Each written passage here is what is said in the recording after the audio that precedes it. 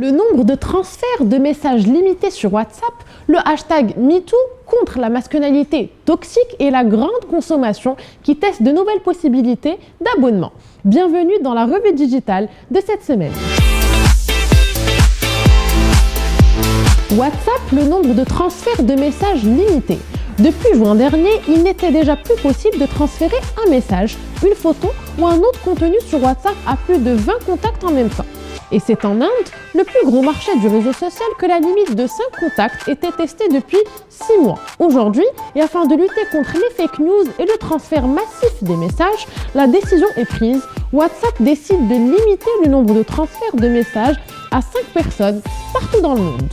Après tout, si les organes de propagande savent parfaitement utiliser les nouvelles technologies pour faire passer leur idéologie, le rôle de WhatsApp aujourd'hui, comme réseau social de messagerie privée, est aussi de lutter contre cela. Le hashtag MeToo contre la masculinité toxique. Plus d'un an après le déclenchement du mouvement hashtag MeToo consécutif à l'affaire Weinstein, la parole continue de se libérer. Gillette entre aussi dans la bataille avec une nouvelle campagne reprenant son slogan vieux de 30 ans de Best Man Can Be, assorti d'un site du même nom. Hashtag MeToo résonne différemment chez Gillette qui rappelle dans le fil de la campagne que l'actualité nous démontre que certains hommes peuvent faillir, harcèlement, agression, remarques sexistes et déplacées, mais s'en sortent toujours avec la même excuse, les garçons restent des garçons. Locution qui peut se traduire par « il faut bien que jeunesse passe ». Une excuse désormais éculée. Pour Gillette, il faut déconstruire la masculinité toxique, que ce soit à l'égard des femmes ou de leurs propres congénères. Les exemples donnés aujourd'hui aux jeunes garçons feront le comportement des futurs hommes de demain. Les marques de grande consommation testent des possibilités d'abonnement.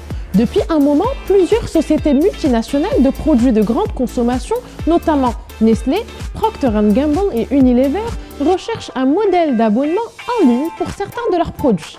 Dernière nouvelle, le géant suisse de la grande consommation Nestlé a pu lancer un service d'abonnement pour les boissons nutritionnelles au Japon et élargir son service d'eau embouteillée en ligne Ready Refresh aux États-Unis. Parallèlement, Unilever, qui exploite déjà un service de rasoir par abonnement au Dollar Shave Club, lancera cette semaine sa marque de soins Skinsy aux États-Unis, permettant ainsi aux abonnés d'avoir accès à son soin personnalisé. Quel gain avec ces systèmes d'abonnement? Stabilité de revenus stables, réduction des coûts de livraison, récolte de précieuses données sur les consommateurs et mieux contrôler les prix et les promotions. C'était tout pour cette semaine. Pour ma part, je vous retrouve la semaine prochaine, même heure, même endroit.